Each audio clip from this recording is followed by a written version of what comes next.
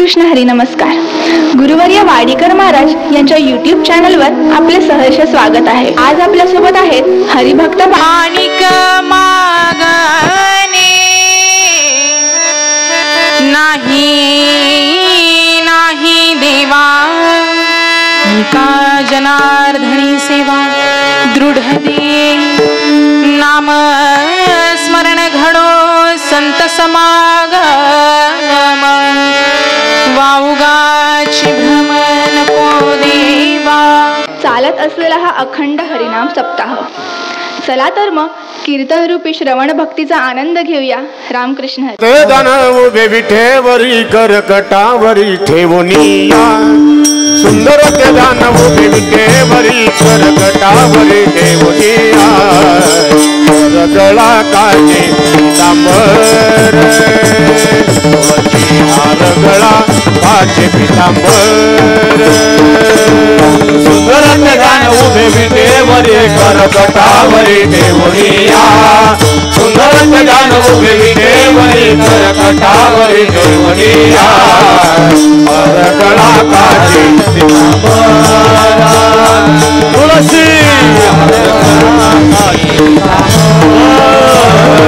तुळसी हार गळा काचे पितांबर, आवडे निरांतर याची जान. तुळसी हार गळा काचे पितांबर, आवडे निरांतर याची जान. तुळसी हार गळा काचे पितांबर, हार गळा काचे पितांबर. तुळसी हार गळा काचे पितांबर, आवडे निरांतर याची जान. तुळसी हार गळा काचे पितांबर, आवडे निरंतर ज्ञान. हार गळा काचे पितांबर, तुळसी हार गळा काचे पितांबर. मकर कुंडले तळपते नमने, मकर कुंडले तळपते नमने. जातु भामणी विराजित,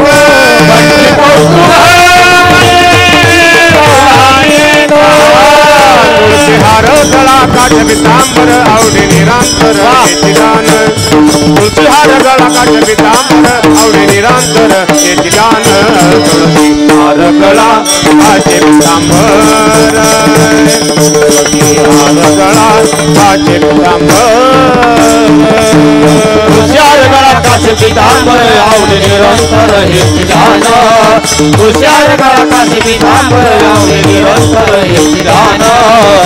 हार गळा काचे पितांबर, तुळसी हार गळा काचे पितांबर. तू कामाने माते याची सर्व सुखा, तू कामाने माझे याची सर्व दुःख.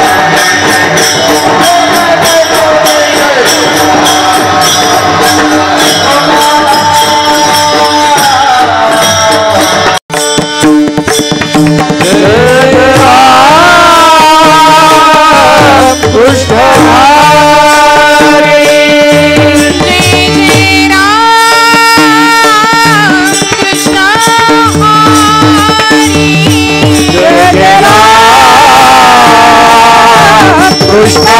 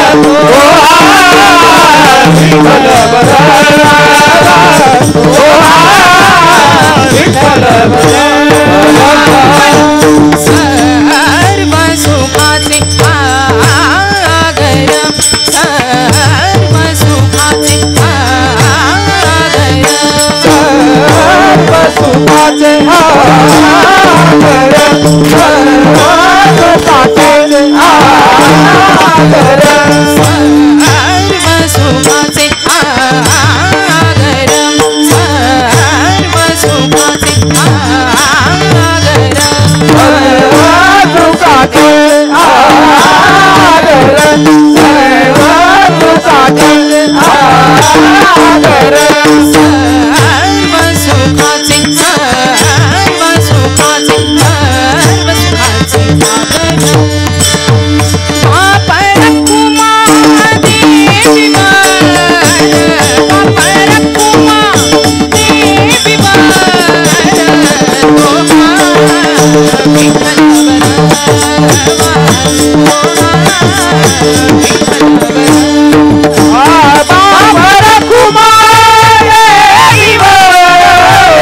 बाबर कुमार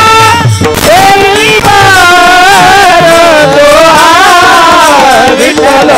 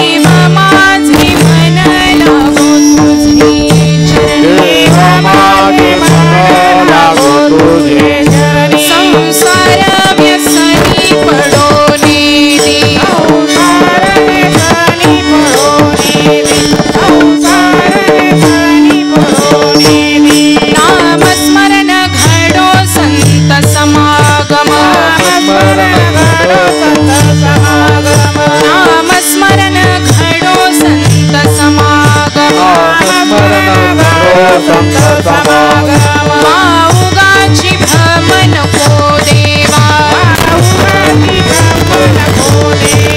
वाऊगाची भ्रमण को देवा माई तीर्थ यात्रा मुखे राम नाम माई तीर्थ यात्रा मुखे राम नाम माई तीर्थ यात्रा मुखे राम नाम माई तीर्थ यात्रा मुखे माझी माझा नेम सिद्धिने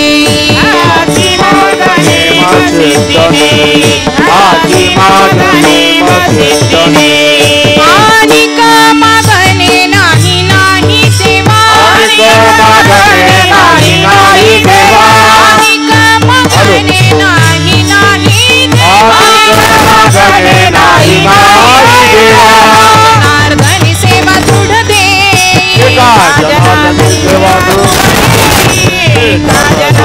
सेवा दृढ दे स्मरण घडो संत समागम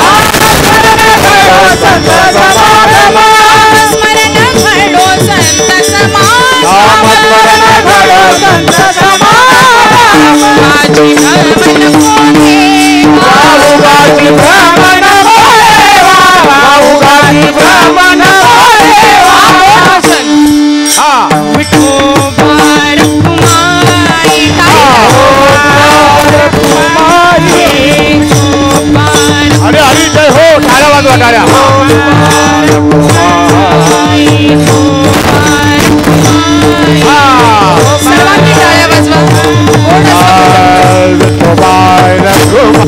वाजणार एकदा मृदुंग वाजणार टाळ मृदुंग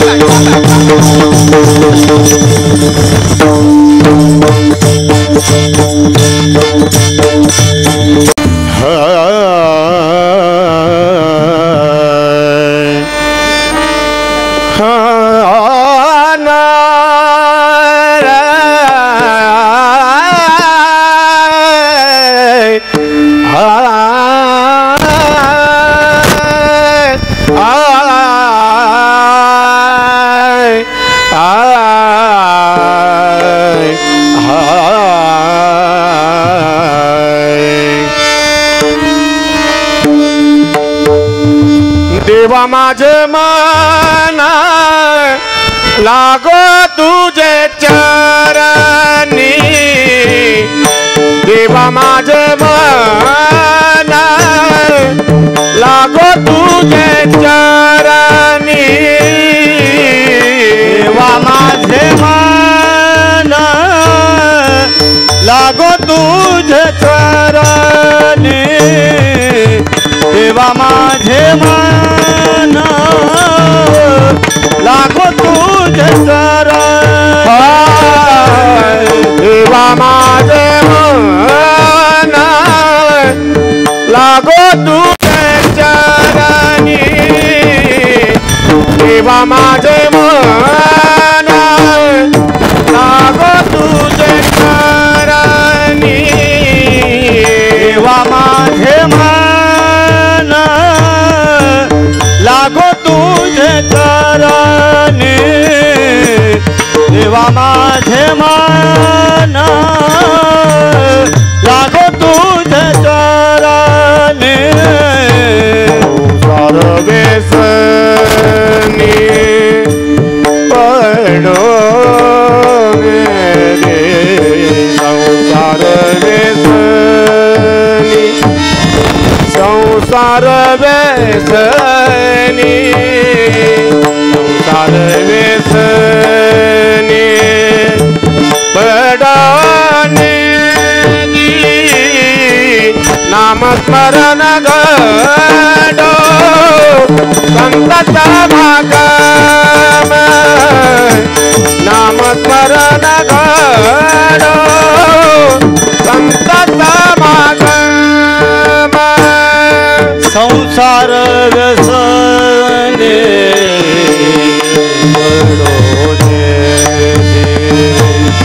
संसार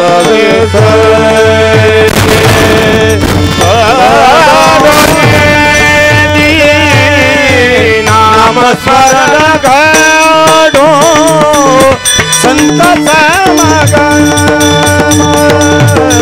नामस्मरण गडो संत समागम काची भ्रम नको देवा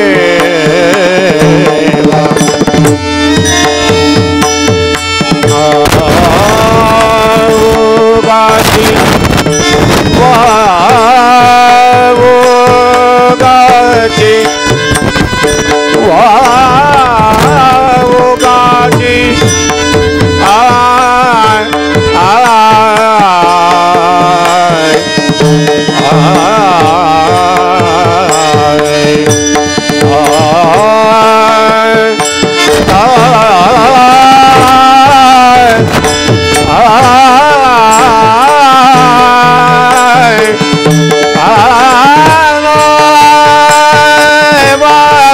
गाची रमन को देवा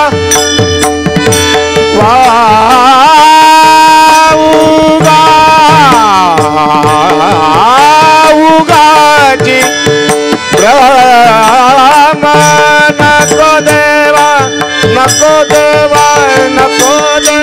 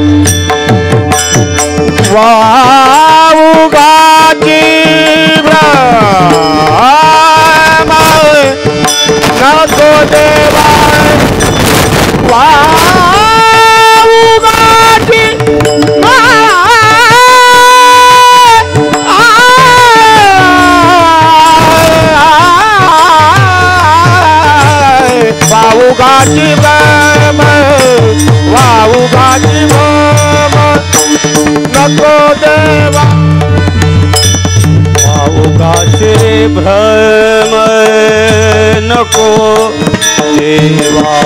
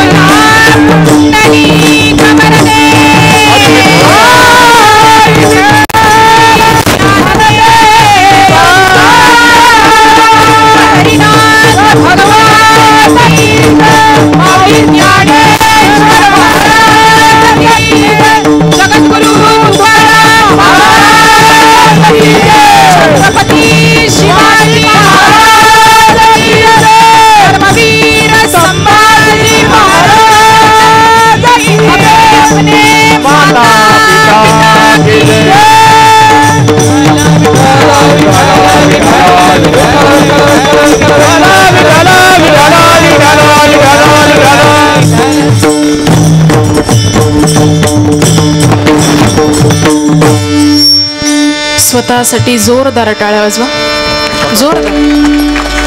आणि मध्ये आधी टाळ्या वाजवत राहा बरं का, शेजारी कोण झोपला तर जागा होईल. मध्ये आधी टाळ्यांनी दाद द्यायचं. देव माझे मन लागो तुझे चरणी, संसार व्यसनी पडोने दे. नाम स्मरण घडो संत समागम, वाऊगाची भ्रम नको देवा.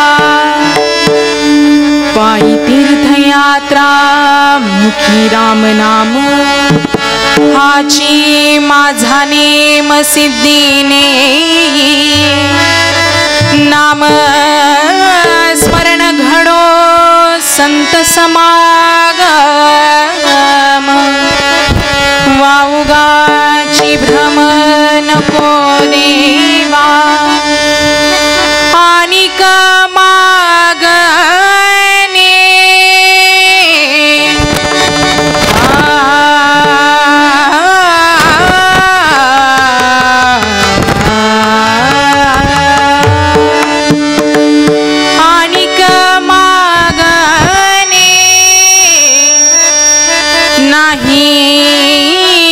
नाही देवा का जनार्दनी सेवा दृढ दे नाम स्मरण घडो संत समागम वाऊगाची भ्रम नको देवा विठ्ठल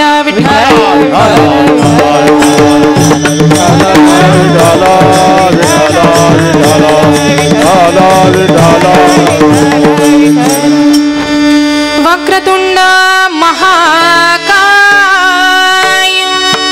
सूर्यकोटी समप्रभा निर्विघ्नं कुरु मे देव सर्वकार्येषु सर्वदा गुरुर्ब्रह्मा गुरुर्विष्णु गुरुर्देवो महेश्वरा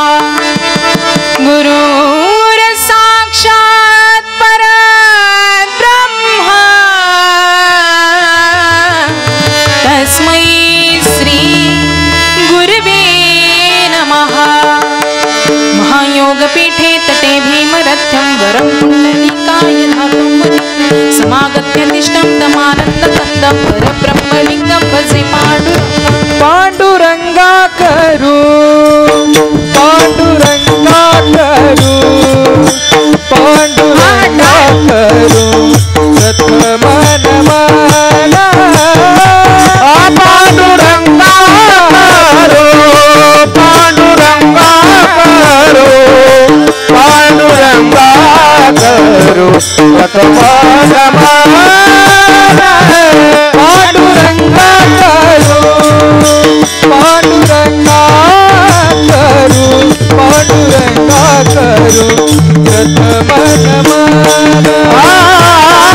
पांडुरंगा करू पांडुरंगा करू पांडुरंगा करू प्रथमन सरे चरण सतांची दुसरे चरण सतांचिया सतांचिया दुसरे चरण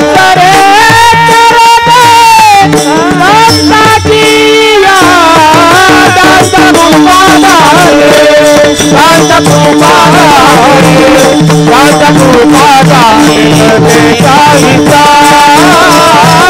दास कृपादारे दास कृपादारे दास कृपादारे देशाईचा पांडुरंगा करू मन मन दुसरे चरण संपत्तिया दत्त कृपादाने कथेचा विस्तारू बाबाजी सद्गुरु दास पांडुरंगा करू मन मन दुसरे चरण संपत्तिया दत्त कृपादाने कथेचा विस्तारू बाबाजी सद्गुरु दास तुका जोरदार टाळ्या वाजवा. पांडुरंगा करू प्रथम नमन दुसरे चरण संतांची या त्यांच्या कृपादाने कथेचा विस्तारू बाबाजी सद्गुरु दास तुका श्री गुरु चरण सरोज रज निज मन मुकुर सुधार मरणौ रघुबर विमल जसो जोदायक पल चार सियावर रामचंद्र भज जय सिया राम जय जय सिया राम जय सिया राम जय जय सिया राम जय सिया राम जय हे दुख भंजन मारुति नंदन सुन लो मेरी पुकार पवन सुत बिनती बारंबार पवन सुत बिनती बारंबार हवा आणि 2 तास आपण कीर्तनामध्ये बसतो, ते चिंतन आपल्या डोक्यावरून जातो, पण 4 तासाचं भारुड प्रत्येकाला हवं हवंसं वाटलं, अशी भारुडाची निर्मिती नाथ महाराजांनी केली. काय निर्मिती करावी? नाथ महाराज म्हणाले, या शेजारणीनं बरं नाही केलं ग बया, पंढरीला नेलं ग बया, मला पंढरीला नेलं ग बया, पंढरीला नेलं ग बया, मला पंढरीला नेलं ग बया. शेजारीनं बरं नाही केलं ग बया, मला पंढरीला नेलं ग बया, मला पंढरीला नेलं ग बया, मला पंढरीला नेलं ग बया, मला पंढरीला नेलं ग बया. नवरा नको ग बाई, मला चालला नको ग बाई, मला नवरा नको बाई, मला जात्रा नको ग बाई. नवरा बाईन तुला भवानी आई रोडगा बाईन तुला, रोडगावाईन तुला भवानी आई रोडगावाईन तुला.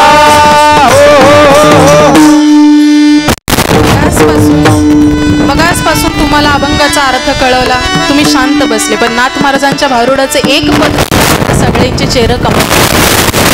ही भारुडाची ताकद आहे, नाथ महाराजांची ही भक्ती आहे, हे सामर्थ्य आहे. कारण की निष्ठावंत भाव भक्ताचा स्वधर्म. अशी भारकेची मूर्त, भारकेची मूर्त एकनाथा घरी,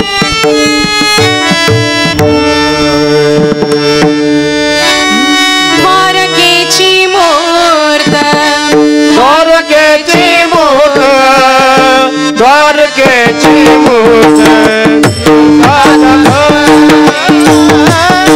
द्वारकेची मूर्त, द्वारकेची मूर्त, द्वारकेची मूर्त एकनाथ घरी. पाणी वाया हरी आबडीने, पाणी वाया हरी श्रीगंगा चंदन, श्रीगंगा चंदन, श्रीगंगा चंदन, श्रीगंगा चंदन, श्रीगंगा चंदन, श्रीगंगा चंदन उबाळो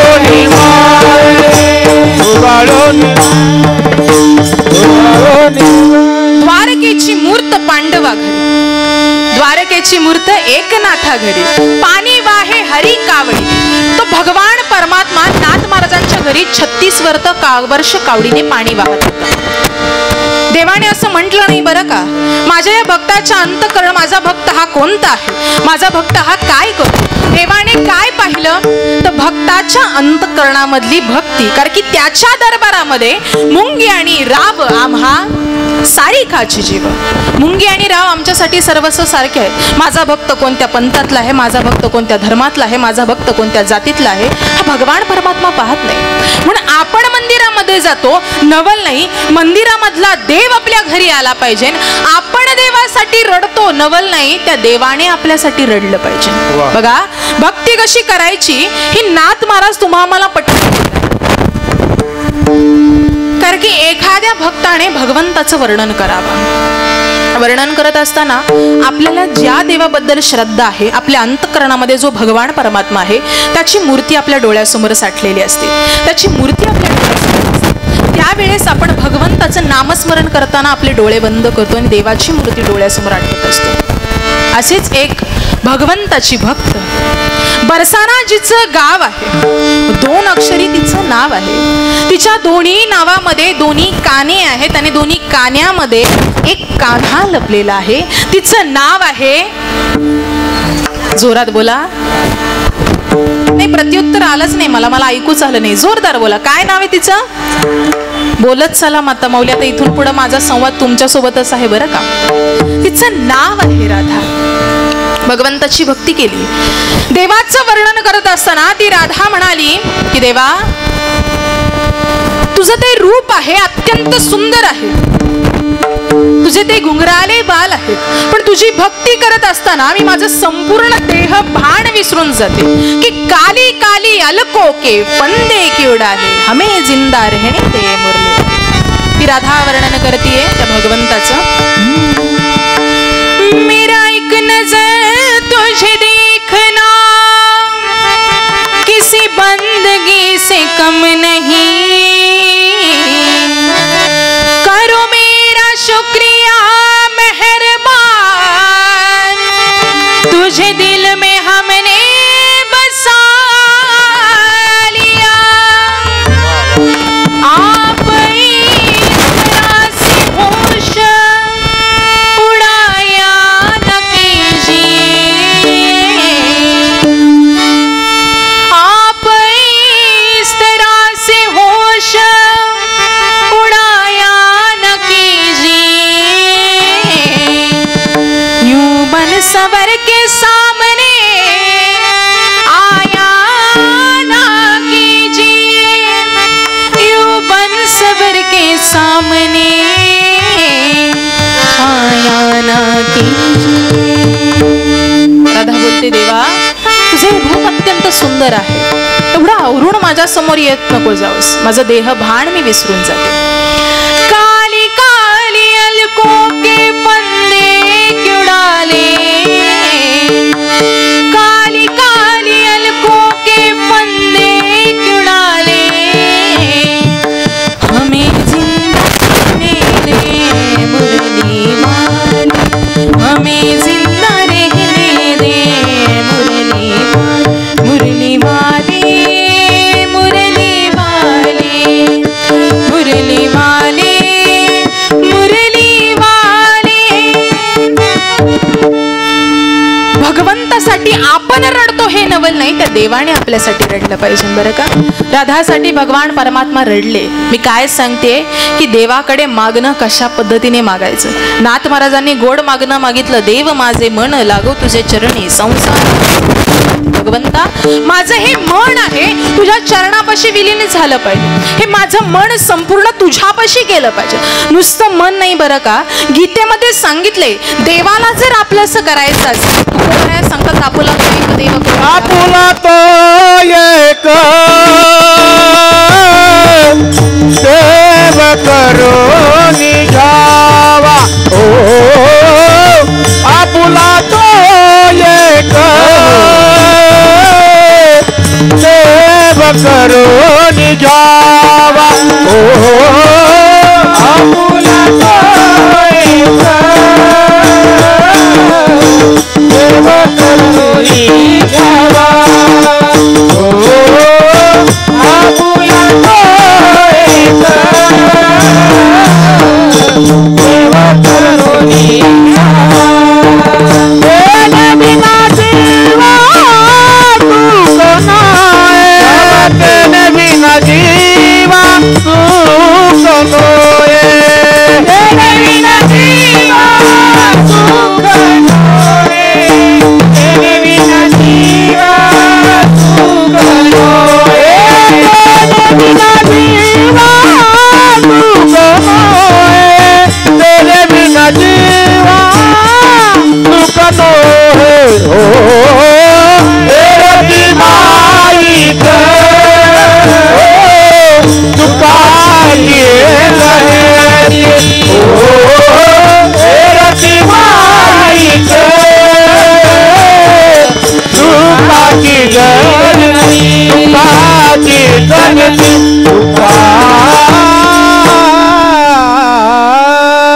वा जोरदार टाळायचा. आपुला तो एक देव करुणी घ्यावा, तेने विन जीवा सुगणे. देवाला आपलंसं करायचंय ना, तर अशा पद्धतीने करा ना की गीतेमध्ये गोड असं सांगितलंय, संयमेंद्रिय ग्रामम सर्वत्र समबुद्धय ते प्राप्नुवन्ति मामेव सर्वभूत हितेरतः.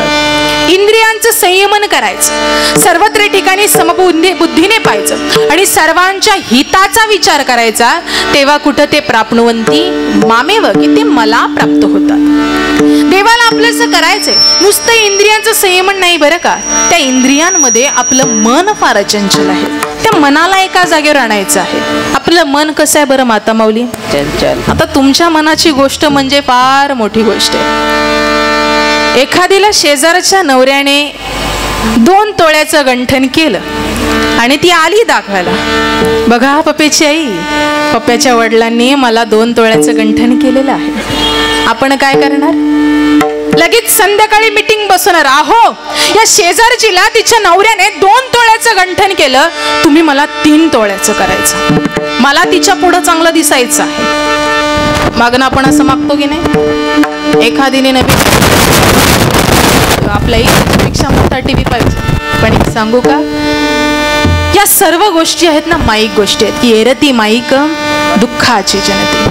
या सर्व गोष्टी आपल्याला हव्याशा वाटतात, पण त्या कुठपर्यंत वाटतात?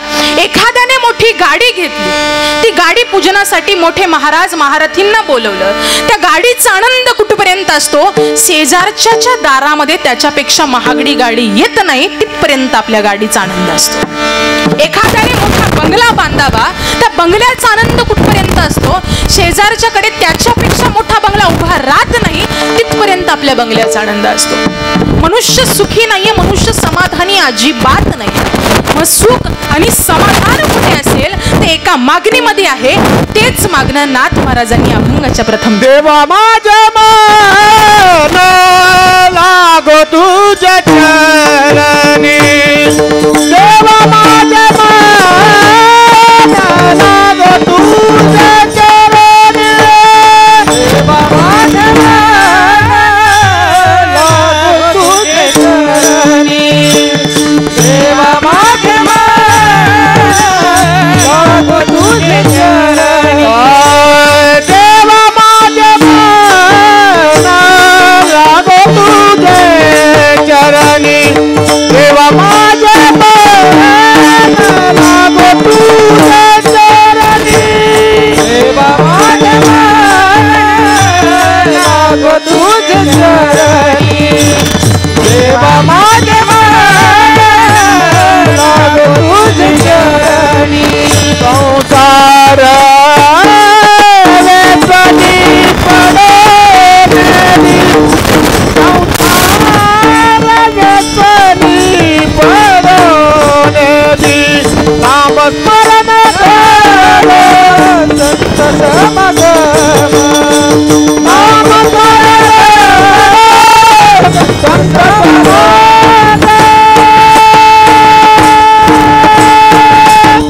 अंगामध्ये त्राण नाही, पण भगवान परमात्मा शक्ती देतो आपल्याला. जोरदार टाळ्या वाजल्या पाहिजे बरं का. टाळ्यांचा फायदा मी माझ्यासाठी नाही, इथे बसलेल्या संत मंडळींसाठी नाही, मृदंगाचार्यांसाठी नाही, गायकांसाठी नाही, स्वतःसाठी सांगते. टाळ्यांचा फायदा काय बरं का? विज्ञान असं सांगतं, सायन्स असं सांगतं, हातावरची 5ही बोटं एकमेकांवरती आदळली तर शरीरातलं ब्लड सर्क्युलेशन, रक्तभिसरण चांगल्या प्रकारे होतं आणि मनुष्य निरोगी राहतो. आणि जे हातांची आपली बोटांची टोकं असतात त्या शिरा डायरेक्ट आपल्या मेंदूपर्यंत असतात. इथे जर व्हायब्रेशन झालं तर ते इथपर्यंत जाऊन पोचतं, आपल्या बुद्धीला चालना मिळते. म्हणून टाळ्या ह्या आता फायदा कळाल्या वाजवणारच सर्व टाळ्या. कारण की आधी फायदा पाहिजे नसतो प्रत्येक गोष्टीमध्ये. विठ्ठल विठ्ठल. आणि नुसतं टाळ्या नाही बरं का, मुखाने विठ्ठल विठ्ठल नाम घ्यायचे. कारण की नाथ महाराजांनी मागणं मागितले, नामस्मरण घडो संत समागम, वाऊगाची भ्रम नको देवा. विठ्ठल या शब्दाचा उच्चार करतात. मी सांगत नाही, विज्ञान सांगते, सायन्स सांगते, तुम्ही अभ्यास करा, स्टडी करा. मग मला विचारा वाटलं असतं. ठ या शब्दाचा उच्चार आपण नाभी कमलापासून करतो. ठ या शब्दाचा उच्चार नाभी कमलापासून करतो आणि आपल्या पोटाचा व्यायाम होतो आणि मनुष्य निरोगी राहतो. म्हणून मुखामध्ये हे नामचिंतन आलं पाहिजे. हाताने टाळीने मुखाने नाम. कारण की मी एका ठिकाणी कीर्तनाला गेले आणि कीर्तनाला गेल्यानंतर त्यांना सांगितलं, हाताने टाळीने मुखाने नामस्मरण, विठ्ठल विठ्ठल म्हणा. माता माऊलीमध्ये एक माता माऊली उभी होती, टाळ वाजवायची पण विठ्ठल विठ्ठल म्हणत नव्हती. कीर्तन झालं, मी विचारलं की ताई का तुम्ही विठ्ठल विठ्ठल म्हणत नाही, तुम्ही काहीतरी वेगळंच म्हणत होत्या. विठ्ठल हा शब्द छोटासा आहे, तुम्ही काहीतरी मोठा शब्द म्हणत होत्या, मला ऐकू आला नाही, मला सांगा तुम्ही काय म्हणत होत्या. त्यावेळेस त्यांनी सांगितलं की ताई विठ्ठल हे आमच्या ह्यांचं नाव आहे आणि 4 चौघात ह्यांचं नाव घ्यायचं म्हणल्यावरती तोंडात मारल्यासारखं होईल. म्हणून मी म्हणत होते वामण्याच्या बापा वामण्याच्या बापा वामण्याच्या बापा. अजिबात नाही ना. अहो विठ्ठल हे विश्वाच्या मालकाचं नाव आहे, विश्वाच्या चालकाचं नाव आहे की तुझी आज सत्तेने वेदांशी बोलणे सूर्याशी चालणे तुझ्या वेळ. अशा ब्रह्मांडाच्या नायकाचं नाम हे विठ्ठल आहे. म्हणून संपूर्ण कीर्तनामध्ये कीर्तन होईपर्यंत तरी विठ्ठल नाम घेतलं पाहिजे. अरे की नाम घेणं सोपं आहे पण नाम मुखाला येणं फार अवघड आहे. कीर्तनकाराने सांगावं 5 मिनिटं तुम्ही नामस्मरण करा, तुम्ही इथे करणार ना, पण इथून बाहेर गेल्यानंतर तुमच्या मुखामध्ये नाम येणार नाही. म्हणून नाथ महाराजांनी गोड असं मागणं मागितलं की देवा मी नाम घेतोयच पण ते नाम माझ्या मुखाला आलं पाहिजे. नामस्मरण घडो संत समागम वाऊगाची. माता माऊली तुम्हाला सांगू का ते नाम कुणी घेतलं बरं. मी माझ्या प्रत्येक कीर्तनामध्ये स्त्री संतांच्या जास्त उच्चार करत असते. संत जनाबाई सगळ्यांना माहिती आहेत का. मला प्रतिउत्तर द्या, प्रतिसाद द्या, कारण मी आता बोलणं तुमच्यासाठीच आहे. पाठीमागे देखील लक्ष आहे बरं का माझं. ऐकताय ना सर्व, जागे आहात ना, लक्ष आहे ना. संत जनाबाई सर्वांना ज्ञात आहेत. संत जनाबाईंनी देवाचं नामचिंतन केलं, देवाला आपलंसं. सुंदर माझे जाते ग फिरते बहुतो का.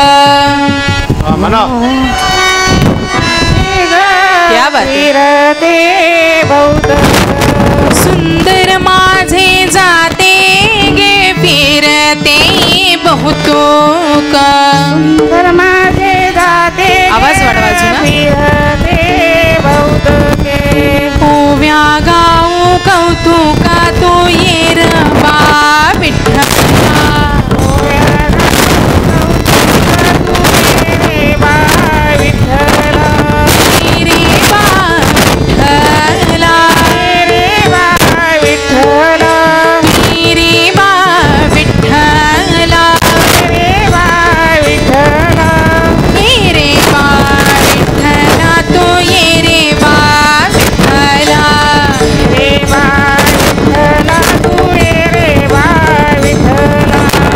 शिव दोन्ही कोणते गे प्रपंचाचे नेटे ग.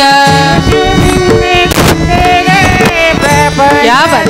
थोडासा अजून आवाज वाढवा. जीव शिव दोन्ही केटे ग. शिव शंभूने पाहुनी पाची बोटे गे तू येर बा विठ्ठला. पाहुनी पाची बोटे तू येर बा विठ्ठला. रे बा विठ्ठला. रे बा विठ्ठला. रे बा विठ्ठला. रे बा विठ्ठला.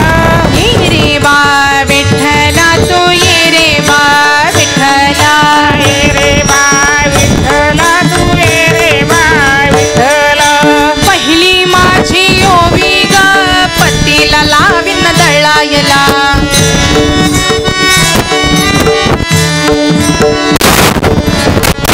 काय म्हणतात, दळणार का तुम्ही दळ. पहिली माझी ओवी ग पतीला लावीन दळायला. आहे बरं का, कुठेतरी आवाज आहे. 100% आरक्षण दिलेलं दिसतंय तिथं. संत जनाबाईंनी गोड्याचं जातं म्हटलं बरं का. पतीला नाही दळण्यासाठी बोलवलं, पण तो देव दळण दळण्यासाठी आला. आणि आल्यानंतर संत जनाबाईच्या स्मरणामध्ये इतका देह भान विसरून गेला, इतका देह भान विसरून गेला की भगवंताची भक्ती असावी ती अशा पद्धतीने असावी. देवामध्ये आला पाहिजे, पण त्या नामस्मरणामध्ये देवही तितकाच वेडा झाला पाहिजे. मी काय सांगितलं मगाशी, आपण मंदिरामध्ये जातो नवल नाही, मंदिरातला देव आपल्या घरामध्ये आला पाहिजे. आपण भगवंतासाठी रडतो नवल नाही, भगवंत आपल्यासाठी रडला पाहिजे. आणि आपण देवाचं भजन करतो नवल नाही, देवाने आपलं भजन केलं पाहिजे. आता मना म्हणाल तुम्ही ताई देव कुठं आपलं भजन करतो का. सांगू का देवाने कोणाचं भजन केलं, कोणाला आपलंसं केलं. राजस्थानमध्ये कर्माबाई नावाच्या एक संत होऊन गेल्या. राजस्थानमध्ये कर्माबाई नावाच्या एक संत होऊन गेल्या. लहानपणापासून कृष्ण भक्तीचं फार वेळ. देवाला आपलंसं करायच्या, कोणत्याही देशात असो, कोणत्याही वेशात असो, कोणत्याही परिस्थितीमध्ये असो, पण मुखामध्ये राधा रमण हे नामस्मरण यायचं. जिस हाल में, जिस देश में, जिस वेश में रहो, राधा रमन, राधा रमन, राधा रमन कहो, राधा रमन, राधा रमन, राधा रमन. कृष्णाची इतकी भक्ती करायच्या, भगवान परमात्म्याला इतकं आपलंसं करायचं. मी काय सांगते, नामस्मरण घडो संत समागम. त्या संत कर्माबाईंनी भगवंताचं नामचिंतन इतकं घ्यावं की सर्व माता माऊलींनी ऐकावं हे चरित्र. डोळ्यामधून आसवांच्या धारा आल्याशिवाय राहणार नाही बरं. कर्माबाई फार लहान होत्या. 8-9 वर्षाच्या या कर्माबाईंचे वडील काही कामानिमित्त बाहेर गेले आणि त्यांनी कर्माबाईला सांगितले की कर्मा, 4 दिवसासाठी मी बाहेर कामानिमित्त चाललेलो, तुला आजपासून 4 दिवस भगवंताला नैवेद्य दाखवायचं आहे, तर चुकायचं नाही. 8-9 वर्षाच्या कर्माबाईला हे सांगून कर्माबाईचे वडील निघून गेलेले आहेत. 8-9 वर्षाची कर्माबाई बरं का, रात्रीच्या वेळेस झोपलेल्या आहेत. सकाळी उठल्या, ज्या वेळेस आपण वृंदावनामध्ये जातो त्यावेळेस भगवंताला 56 नैवेद्यांचा भोग दाखवला जातो बरं का.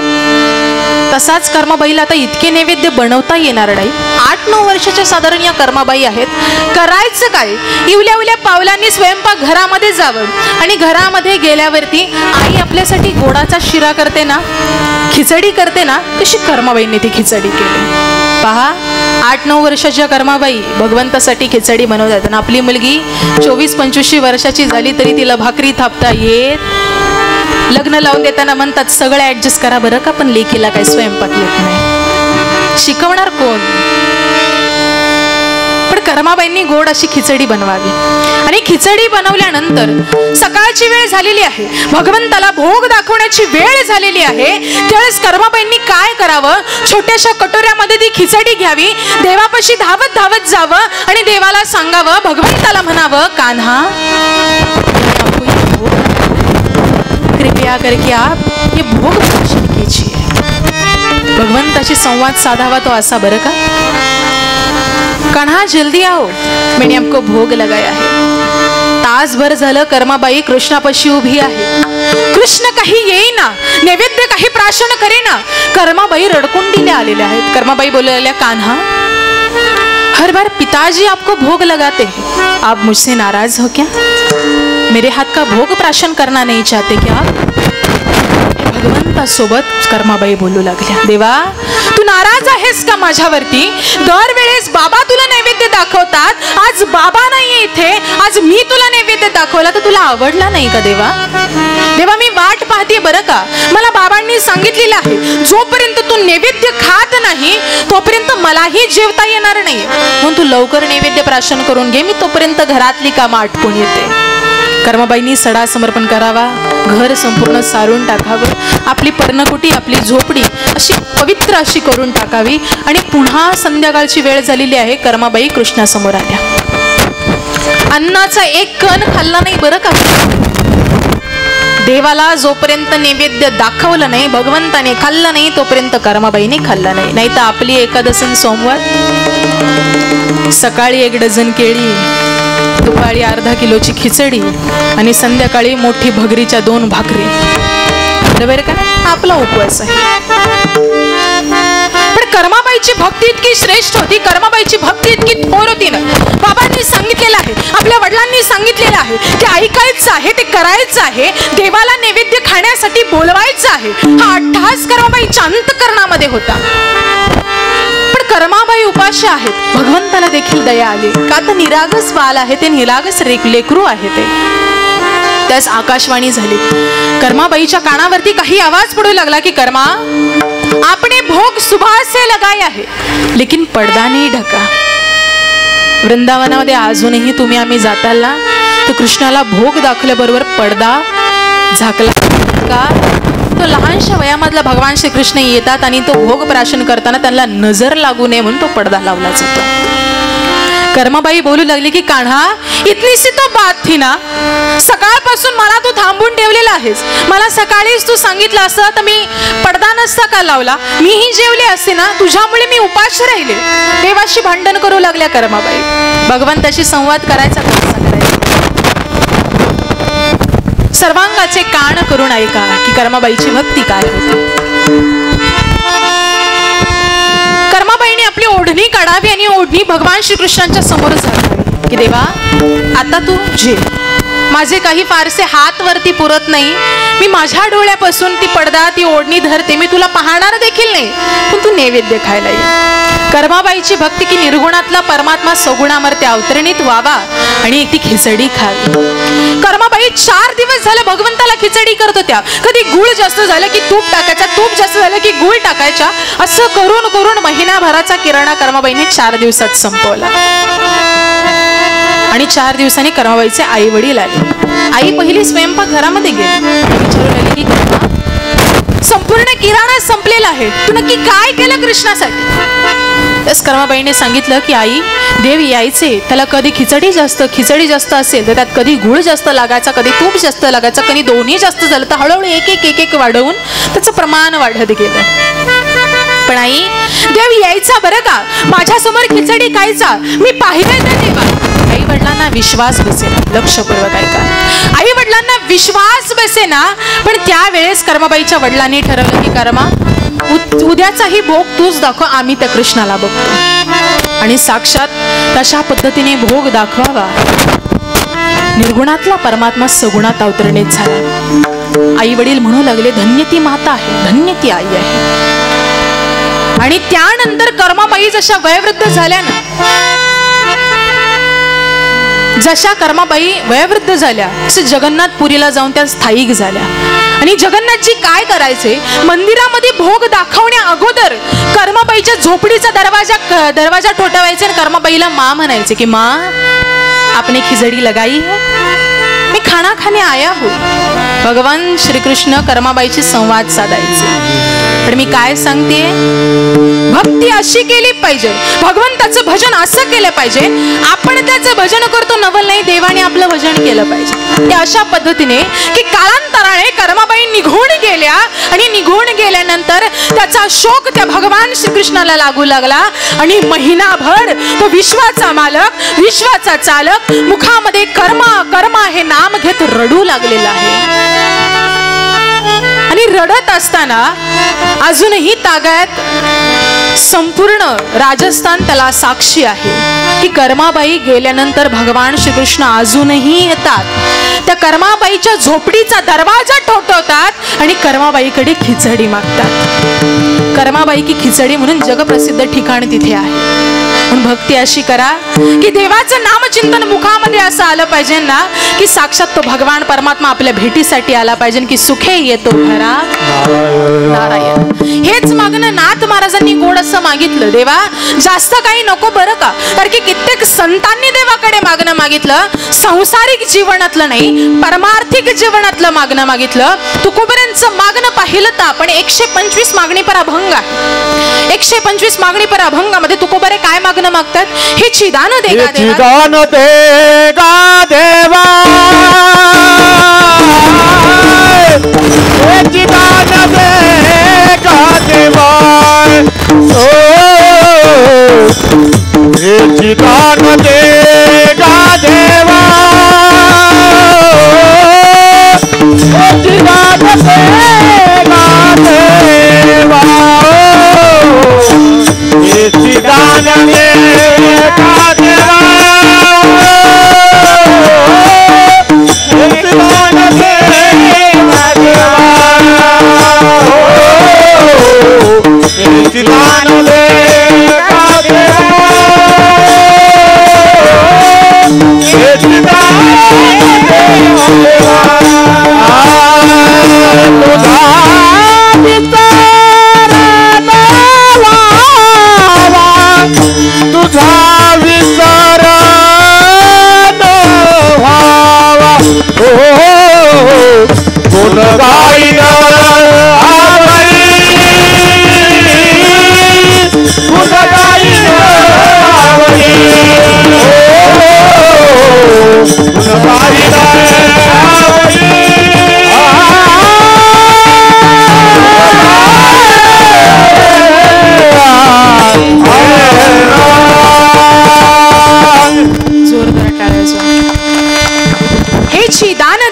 देवा तुझा विसरण व्हावा. काय मागणं मागितलं देवा?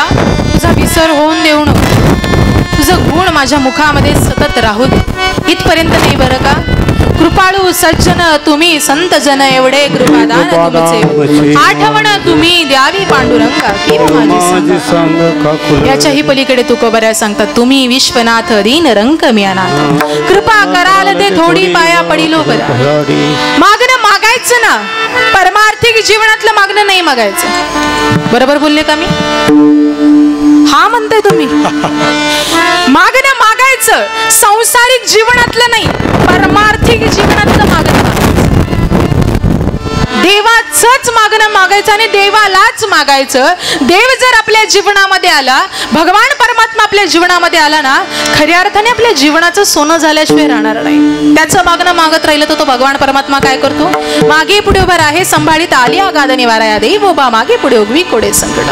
तो भगवान परमात्मा आपलं रक्षण करत असतो. तो भगवान परमात्मा आपल्या सोबत असतो. कारण की त्याच्याकडे मागणं मागा ना, ज्याच्याकडे श्रीमंती आहे,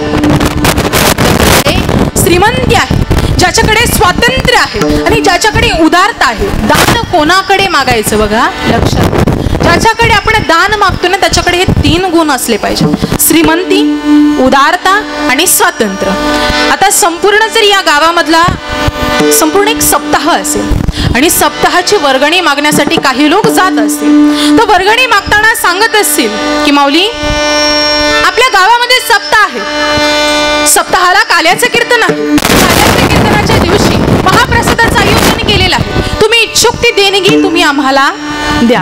पहिल्या घरामध्ये त्यावेळेस त्या व्यक्तीने काय करावं? देणगी देतो 101 रुपये लिहून घ्या. किती? भगवंताने इतकं दिलं की त्याला काडी लावली तरी ते जाणार नाही. आणि आपण देवाला देणगी देताना संकोच करतो मनामध्ये. त्याचा बंगला इतका मोठा, दारामध्ये मर्सडीज, ऑडी, सगळ्या गाड्या. आणि त्याच्या पुढे पुढच्या घरामध्ये काही मंडळी गेली. पुढच्या घरामध्ये सांगितलं की माऊली आपल्या गावामध्ये सप्ताह आहे, सप्ताहाचं सुंदर असं नियोजन केलेलं आहे, काल्याचं कीर्तन आहे, महाप्रसाद आहे, महाप्रसादाला इच्छुक अशी देणगी तुम्ही द्या. तर पुढच्या घरामध्ये गेल्यावरती त्यांनी सांगितलं मी दिलं असतं बरं का, पण आमची ही चाव्या घेऊन गेली. त्याच्या पुढच्या घरामध्ये गेले आणि त्याच्या पुढच्या घरामध्ये गेले तर छोटंसं ते झोपडं आहे, घरामध्ये अखंड ज्ञानेश्वरी पारायण सुरू आहे. आणि दारामध्ये जावं आणि सांगावं की माऊली गावामध्ये सप्ताह आहे, इच्छुक अशी देणगी द्या, महाप्रसादाचं नियोजन केलेलं आहे. त्यावेळेस ते वारकरी दादा बाहेर आले, ते बोलू लागले की माऊली तुम्हाला आम्ही वर्गणी देऊ शकलो असतो. बऱ्याच दिवसापासून माझ्या ज्ञानेश्वरीमध्ये मी 50 रुपयाची नोट साठवून ठेवली होती की आता मला ती सप्ताहाला द्यावी लागेल, पण कालांतराने माझी मुलगी आजारी पडली आणि ती नोट तिथे खर्च झाली. लक्षपूर्वक ऐका. आपण मागणं मागितलं, पहिल्याकडे गेलो, पहिल्याकडे काय होतं? श्रीमंती होती, स्वातंत्र्यही होतं, पण उदारता होती का? अजिबात नाही. दुसऱ्याकडे गेलो, त्याच्याकडे श्रीमंतीही होती, उदारताही होती, स्वातंत्र्य होतं का? नव्हतं. स्वतःच घर जावई होतात. आणि तिसऱ्यांकडे आपण गेलो, त्यांच्याकडे स्वातंत्र्य होतं, उदारताही होती, पण श्रीमंती होती का? नव्हती. या तिन्हींपैकीतली जरी एखादी जरी गोष्ट नसेल तर तो व्यक्ती दान देऊ शकणार नाही. मग तुम्ही आम्ही म्हणाल की संत महात्मे दान मागतात, मग देवाकडे या गोष्टी आहेत का? भगवंताकडे इतकी श्रीमंती आहे, इतकी श्रीमंती आहे की लक्ष्मी त्याच्या चरणाच्या सेवेला आहे. भगवंताचं इतकं स्वातंत्र्य आहे, इतकं स्वातंत्र्य आहे की पृथ्वी तलावरच्या झाडाचं पान देखील त्याच्या सत्तेशिवाय हलू शकत नाही. आणि भगवान परमात्मा इतका उदार आहे, इतका उदार आहे की वाटीभर दूध मागणाऱ्याला अथांग दुधाचा सागर करून द्यावा, इतका माझा भगवान परमात्मा उदार आहे बरं का. म्हणून मागणं मागायचं ना देवाकडे, परमार्थिक जीवनातलं माग निश्चित भगवान परमात्मा देईल. आज ज्यांच्या प्रित्यार्थ हा सोहळा आहे ना, ज्या संपूर्ण ते पत्रिका वाचली, त्या पत्रिकेवरती सर्वात प्रथम माऊलींची ओवी आहे. खऱ्या अर्थाने माऊली त्या ओवीमध्ये सांगतात, सकळ तीर्थाची धुरेज हे का माता पितरे तया सेवेसी कृष्णी रेलो. संपूर्ण तीर्थाचं सार म्हणजे आपले आई वडील आहे. ते माऊली किती उदार होते हो. कृपाळू उदार माझा ज्ञानेश्वर, कृपाळू उदार माझा ज्ञानेश्वर, कृपाळू उदार माझा ज्ञानेश्वर, कृपाळू उदार माझा ज्ञानेश्वर कृपाळू उदार माझा ज्ञानेश्वर तया नमस्कार तया नमस्कार ते पाये न पायला की तुळाचा विचार न पायला की तुळाचा विचार तुळाचा विचार तुळाचा विचार. वा जोरदार टाळ्या. कृपाळू उदार माझा ज्ञानेश्वर तया नमस्कार. माऊलींचं अस्तित्व असं आहे ना, मी काय सांगते, माऊलींचं अस्तित्व असं आहे ना. माऊलींनी नामाचा महिमा सांगितला बरं का. ज्ञानदेव पुसे निवृत्तीसी चाड, नाम किती श्रेष्ठ आहे तर गगनाहुनी वाढ नाम. हा नामाचा महिमा विचारला, नामाचा महिमा सांगितला. ते माऊली की ज्या माऊलींना स्वतःच्या माऊलीचं प्रेम मिळालं नाही, ती माऊली संपूर्ण विश्वाची माऊली बनली, संपूर्ण विश्वाची माऊली बनली. आजही तुम्ही आम्ही जर आळंदीला जाताल ना, तर आळंदीला माऊलींच्या गाभाऱ्यामध्ये गेल्यावरती आपल्या आईच्या कुशीची ऊब आपल्याला जाणवत असते. की ती आई त्या लेकराची वाट पाहते, त्या लेकराला आपल्या गाभाऱ्यात जावं. आणि ज्या वेळेस आपण समाधीवरती नतमस्तक होतो ना, ते संपूर्ण दुःख आपण विसरून जात असतो. बघा, प्रत्येकाच्या जीवनातला अनुभव आहे. आळंदीला जाऊन बघा, कारण की मी स्वतः सांगत नाही बरं का. आपल्या आळंदी अशा तीर्थक्षेत्रामध्ये अमेरिकेहून काही मंडळी आली होती. आपण म्हणतोय माऊलींची संजीवनी समाधी आहे, संजीवनी समाधी आहे, पण त्यांना विश्वास पटला नाही. त्यांचं महत्व होतं की एकदा का देह गेला तर तो जीवित राहत, त्यांचं सांगणं इतकं होतं. पण आपण संजीवनी समाधी म्हणतोय. त्यावेळेस त्या मंडळीने एक मशीन बनवलं. ते मशीन असं होतं की सजीवाला लावलं की त्याचा काटा फिरायचा, निर्जीवाला लावलं की त्याचा काटा तिथेच थांबायचा. आळंदी तीर्थक्षेत्रामधल्या प्रत्येक पाषाणाला ते मशीन लावून पाहिलं, पण तो काटा काही फिरला. आणि शेवटीची वेळ आली ती माऊलींच्या गाभाऱ्यातली, माऊलींच्या समाधीची. तिथं ते मशीन लावलं, तसा तो काटा गरकने फिरला. आणि त्यांनाही विश्वास पटला की अजून माऊली आळंदीमध्ये आहेत. म्हणून अजूनही ती लोक अमेरिकेहून आळंदीमध्ये ज्ञानेश्वरी इंग्लिशमध्ये वाचण्यासाठी येतात. त्या माऊलींचा अधिकार आहे. थोडक्यात मी सांगते की ते माऊलींचा अधिकार काय आहे.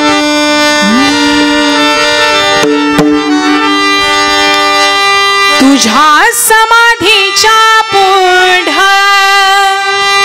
उभा भाळ वाकल,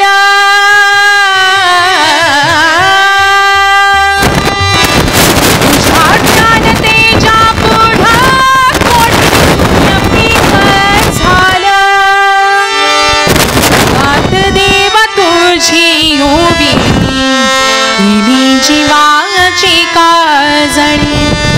गात देव तुझी ओवी केली जीवाची काजळी. अंतरात ज्योत ठेवली तूच दिवा वाट दावली. अंतरात ज्योत ठेवली तूच दिवा वाट दावली. घुमला गजरा भाळी ज्ञानराज माझी माऊली. ज्ञानराज माझी माऊली. ज्ञानोबा माऊली तुझ्या पावली. ज्ञानोबा माऊली तुझ्या पावली. ज्ञानोबा माऊली चंदनाची सावली. ज्ञानोबा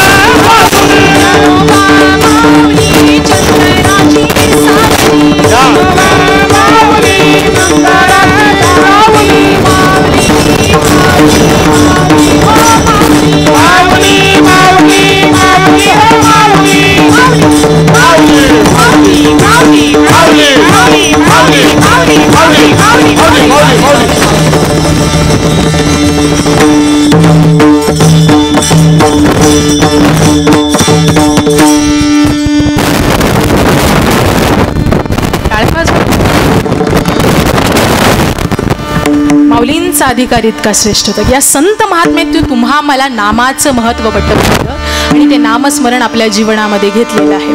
आणि त्याच्या पुढे जाऊन नाथ महाराज सांगतात की पायी तीर्थयात्रा मुखी राम नाम हाची माझा नेम सिद्धीने. माझ्या पायाने तुझी पदयात्रा घडू दे आणि पदयात्रा घडून झाल्यानंतर माझ्या मुखामध्ये तुझं रामनाम का हो. आता रामराज्य आलेलं तर आहेच, आता रामनवमी देखील येणार आहे आणि उद्या आपला मराठी सण देखील आहे. किती वाट पाहिली होत्या प्रभू रामचंद्रांची आपण. 500 वर्ष झालं आपण वाट पाहिली. 500 वर्ष झालं आपण त्या प्रभू रामचंद्रांची वाट पाहिली ना. आपण काय केलं होतं खऱ्या अर्थाने आपल्या या वर्षामध्ये, म्हणजे इथून पुढे 2दा दिवाळी साजरी होणार आहे. एक 22 जानेवारीला आणि एक ती येईल ती आपली दिवाळी. बरोबर आहे का नाही. त्या प्रभू रामचंद्रांची वाट पाहताना सर्व माता माऊलींनी तयारी तर केलीच होती. मुखी रामनाम. रामनाम तर प्रत्येकाच्या घराघरावरती पताका होती, स्टेटसवरती राम होतं, काहींची कॉलर ट्यून पण रामच होती. रामराज्य येईपर्यंत प्रत्येकाची स्टेटसही राम होते.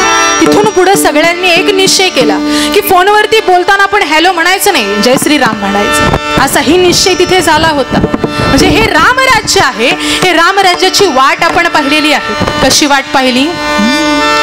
राम आएंगे आएंगे राम आएंगे, राम आएंगे तो अंगना सजाऊंगी, दीप जला के दिवाली मैं मनाऊंगी, राम आएंगे तो अंगना सजाऊंगी, दीप जला के दिवाली मैं मनाऊंगी, मेरी जन्मों के सारे पाप मिट जाएंगे राम आएंगे, मेरी झोपड़ी के भाग आज खुल जाएंगे राम आएंगे, राम आएंगे आएंगे राम आएंगे, राम आएंगे आएंगे राम आएंगे.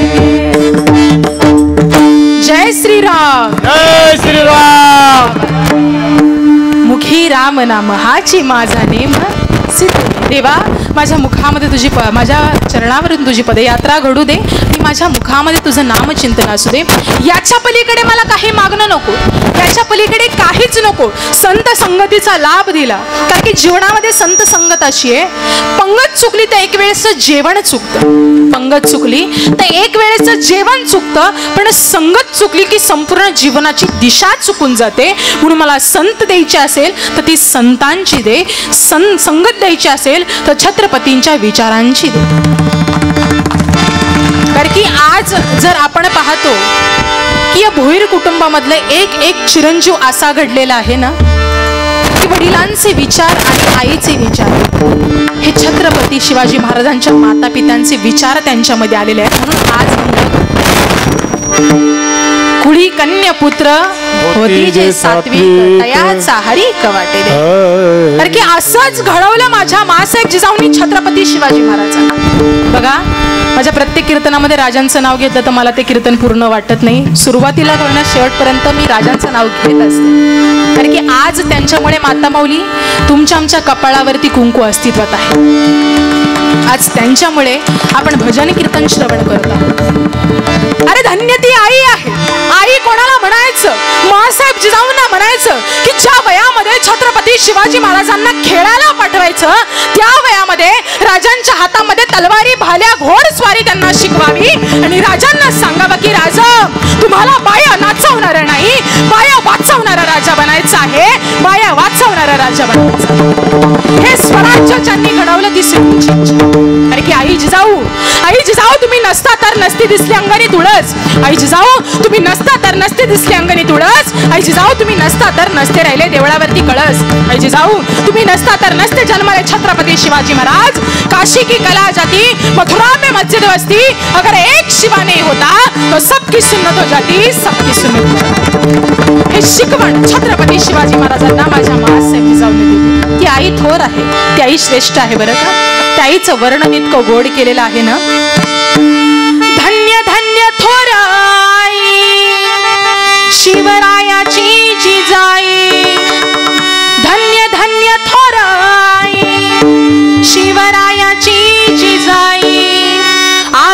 पूजी तो महाराष्ट्र सारा, मुजरा मानाचा मानाचा मानाचा जिजाईला, मानाचा मानाचा जिजाईला, मानाचा मानाचा मानाचा जिजाईला, मानाचा मानाचा मानाचा जिजाईला.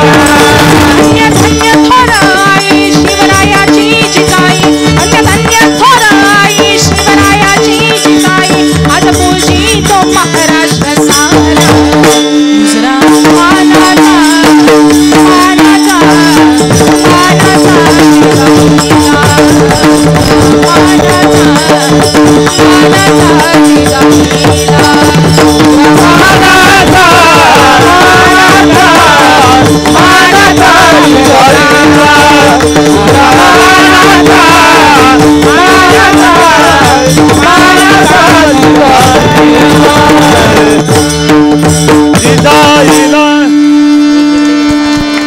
अरे ती आई आपली थोर होती. आई कोणाला म्हणायचं? आई म्हणलं तर राष्ट्रमाता माँसाहेब जिजाऊ आपल्या तुमच्या आमच्या डोळ्यासमोर उभे राहतात. कारण की मातृत्व अशी गोष्ट आहे की तिच्या पुढे दातृत्व देखील फिके आहे, त्याला म्हणायचं मातृत्व. अरे आठवते तो काळ, ज्या काळामध्ये माँसाहेब जिजाऊंनी आपल्या भर डोळ्याने पाहिलं होतं. दिवसा ढवळ्या शिरच्छेद केले जायचे, दिवसा ढवळ्या रक्ताच्या नद्या वाहिल्या जायच्या, माझ्या माता माऊलींची आबरू लुटली जायची.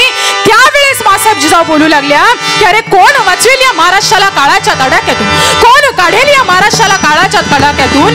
अरे कोणी नसेल ना. एकटी जिजाऊ समर्थ आहे. एका स्त्रीने मागणं मागावं, अभंग कोणता आपला? मागणी पर. जिजाऊंचं देखील मागणं आहे का? एका स्त्रीने मागणं मागावं, कोण्या राजाकडे नाही, कोण्या प्रधानाकडे नाही, कोण्या मनुष्याकडे नाही. एखाद्या स्त्रीने एखाद्या स्त्रीकडेच मागणं मागितलं. काय मागणं मागितलं? दारुगड बाई आत्ता दारुगड बाई, दारुगड बाई आत्ता दारुगड बाई आत्ता दारुगड बाई, दारुगड बाई आत्ता दारुगड बाई आत्ता दारुगड बाई, दारुगड बाई आत्ता दारुगड बाई आत्ता दारुगड बाई, दारुगड बाई आत्ता दारुगड बाई आत्ता दारुगड बाई, दारुगड बाई आत्ता दारुगड बाई आत्ता दारुगड बाई, दारुगड बाई आत्ता दारुगड बाई आत्ता दारुगड बाई, दारुगड बाई आत्ता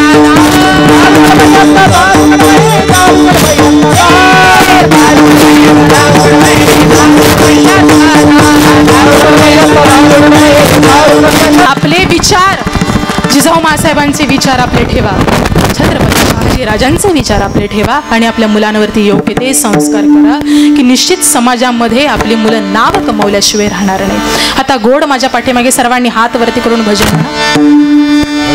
विठोबा रखुमाई, विठोबा रखुमाई, विठोबा रखुमाई,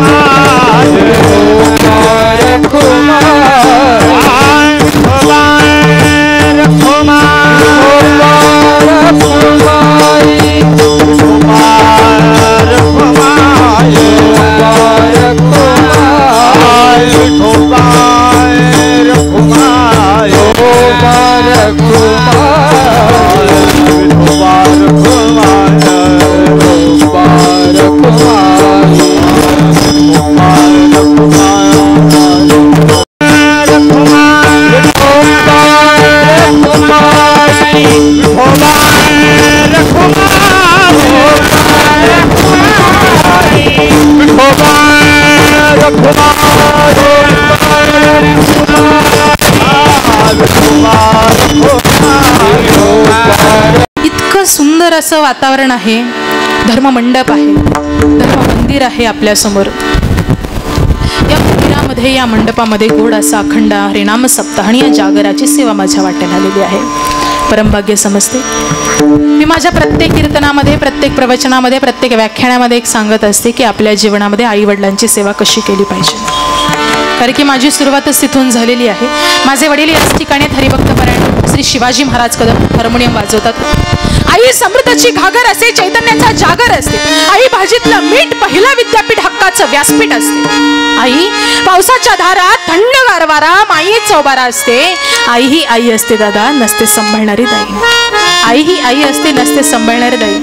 असत्यावर कळत नाही, नसत्यावर मिळत नाही. समुद्राची शाई, आकाशाचा कागद, पर्वताची लेखणी व साक्षात सरस्वती माता जरी आई चुपकार निवळायला बसली ना तरी आई चुपकार निवळणार नाही. का तर स्वामी तिनी जगाचा आई विना भिकारी. डोंगराच्या पलीकडे गेलेला सूर्य तुम्हा मला यदा कदाचित पुन्हा दिसू शकतो, पण एकदा मातीत गेलेले आई वडील पुन्हा दिसणार नाही. म्हणून त्या आई वडिलांची सेवा करा, म्हणून त्या आई वडिलांची सेवा करा. आई घराचं मांगल्य तर बाप घराचं अस्तित्व आहे आणि आम्ही घराच्या अस्तित्वालाच विसरतो.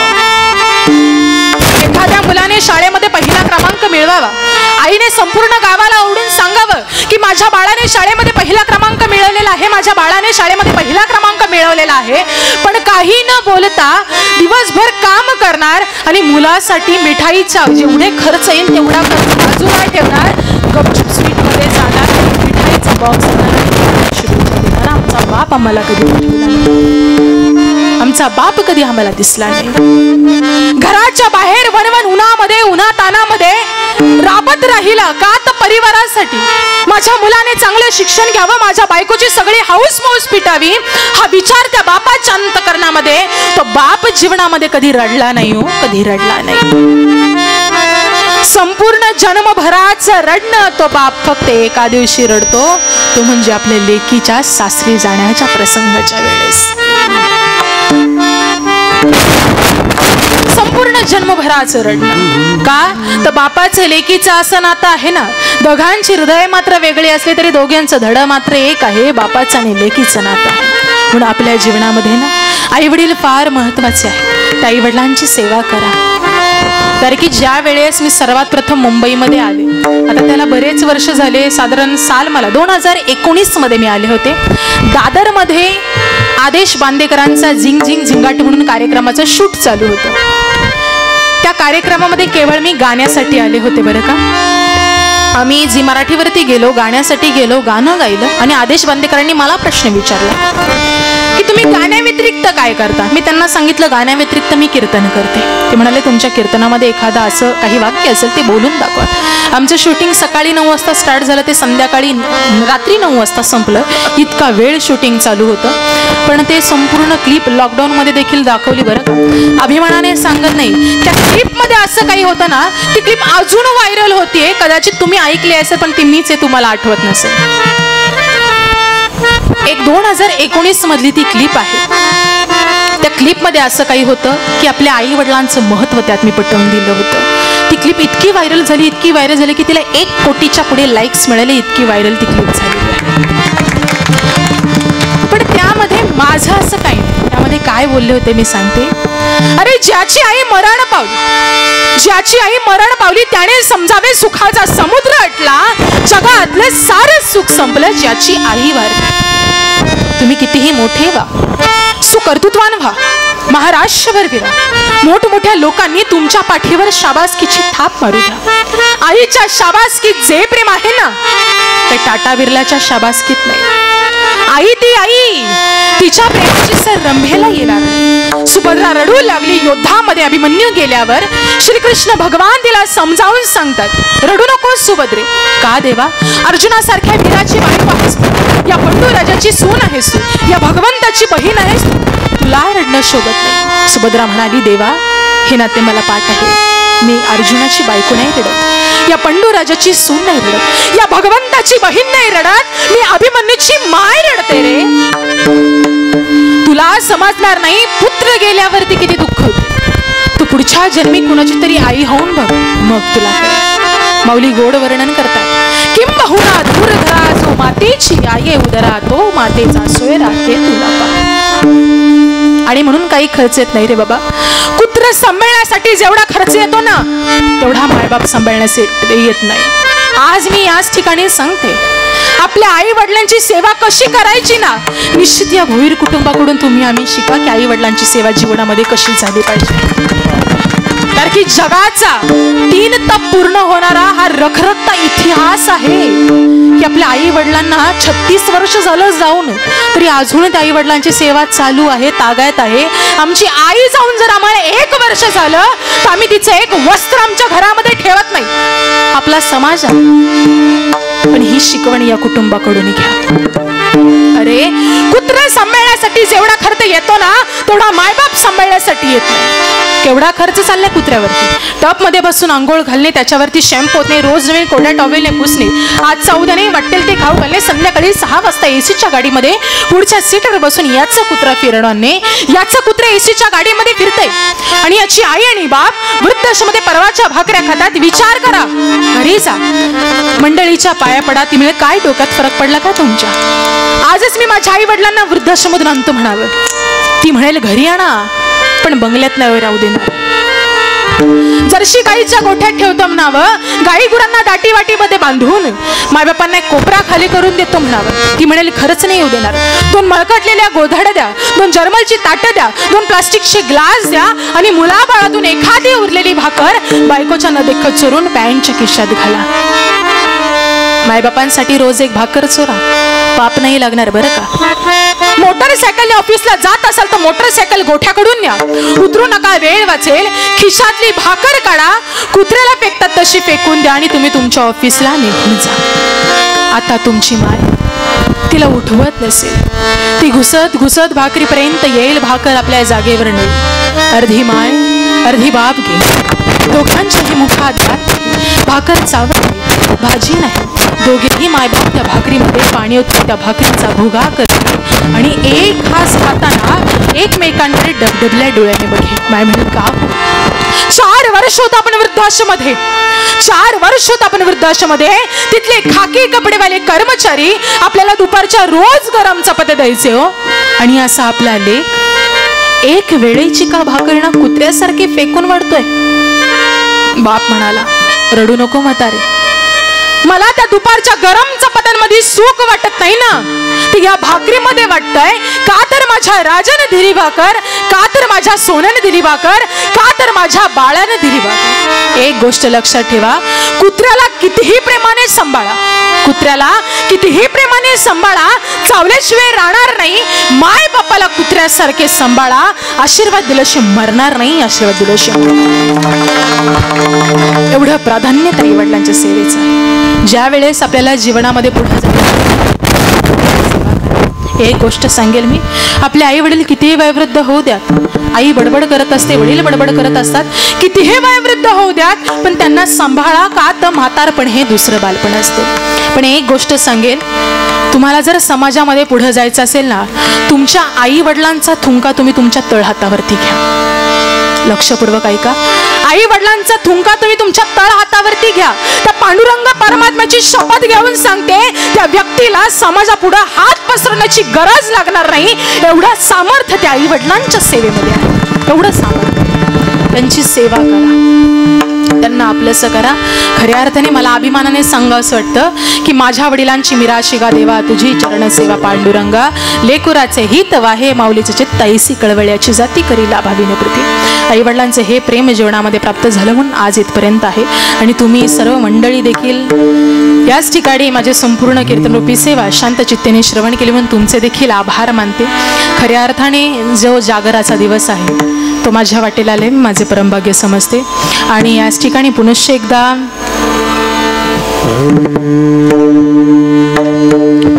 मातृपितृ प्रित्यार्थ चाललेला हा अखंड हरिनाम सप्ताह आणि 36 वर्ष झाले, तिसरं तप आहे. वारंवार हा उच्चार केला तरी कमी पडेल बरं का, कारण की खूप मोठं थोर असं कार्य यांचं आहे.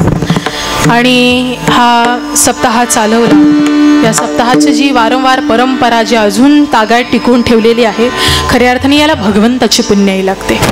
आणि ज्यांच्या मार्गदर्शनाखाली हा सप्ताह आहे, ज्यांच्या आयोजनाखाली हा सप्ताह सुरू झालेला आहे, ते श्री देवराम लक्ष्मण भोईर, माजी विरोधक पक्षनेते नगरसेवक श्री संजय दादा देवराम भोईर, माजी सभापती माननीय सभापती सौ उषाताई संजय भोईर, नगरसेविका श्री नगरसेवक आणि हरिभक्तपरायण नारायण शंकर भोईर यांच्या आयोजनाखाली हा गोड असा अखंड हरिनाम सप्ताह. आणि ज्यांनी मला याच ठिकाणी आमंत्रित केलं ते हरिभक्तपरायण नारायण महाराज बाळकुम, त्यांच्या सानिध्यातून याच ठिकाणी येण्याचा योग आलेला आहे. सर्व मंडळींचे मी आभार मानते. माता माऊली प्रामुख्यात तुमचे मी आभार मानते बरं का.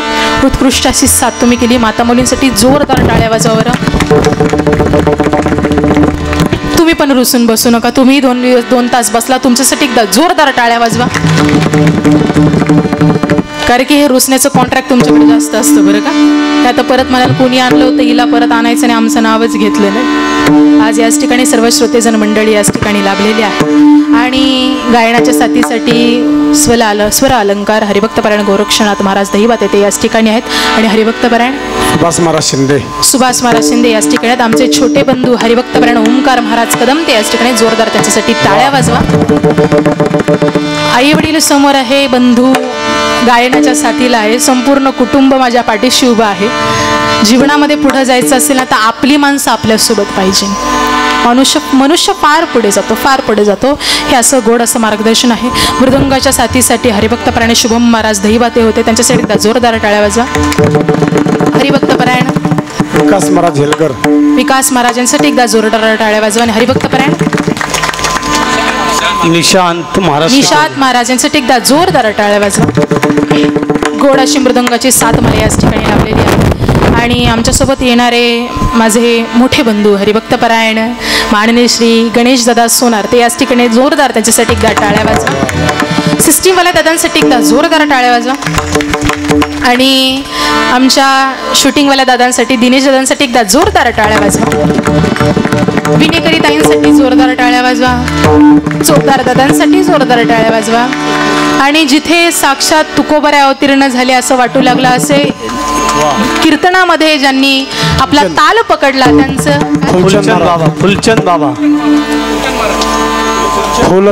फुलचंद महाराजांसाठी एकदा जोरदार टाळ्या. खऱ्या अर्थाने फुलासारखाच कीर्तनामध्ये फुलं बहरत राहतात, फुलांचं कार्यच आहे. आणि असं त्यांनी आपल्या या कीर्तनामध्ये रंगत आणलेली आहे. आणि सर्व श्रोते वर्गांचे जोरदार टाळ्या वाजवा.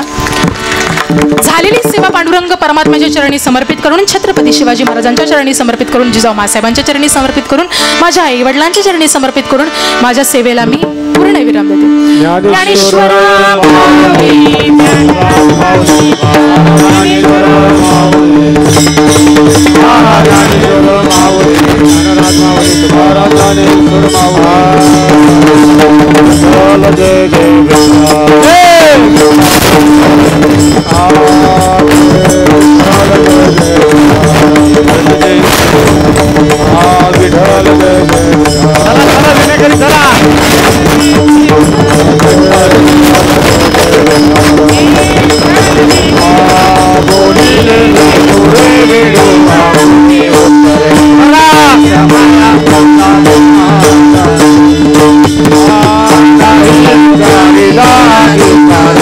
Hare